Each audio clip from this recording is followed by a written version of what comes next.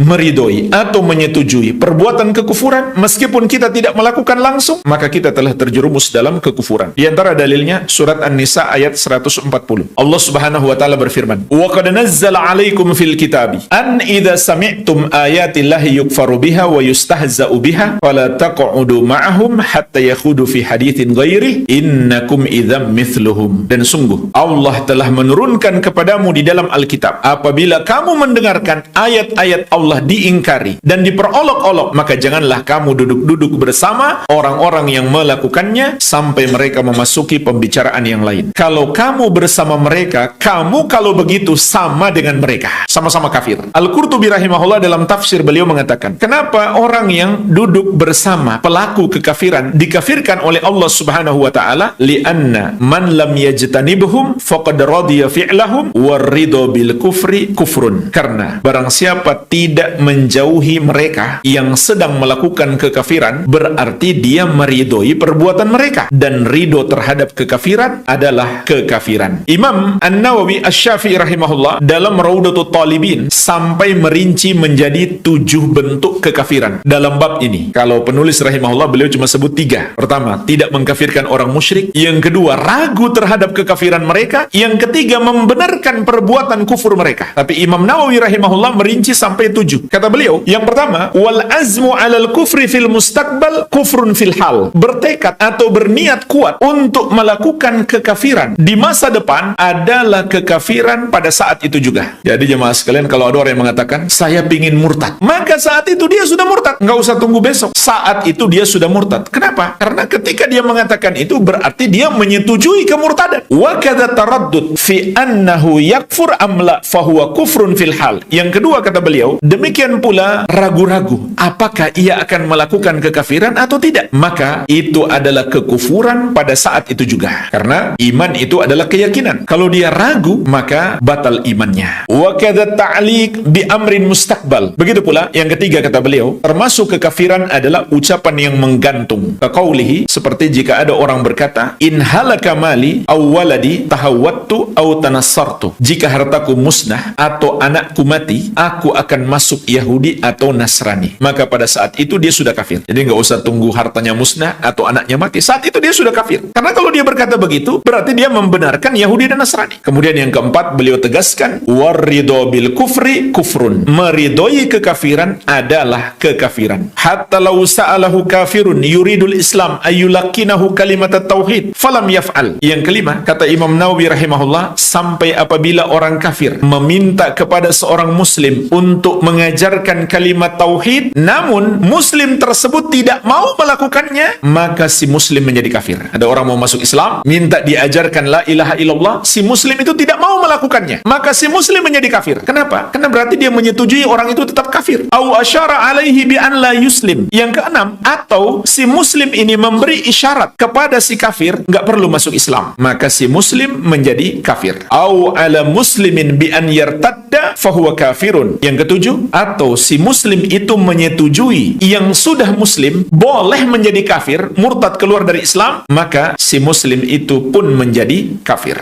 Al-Amwah, menemani ibadahmu juga hijrahmu.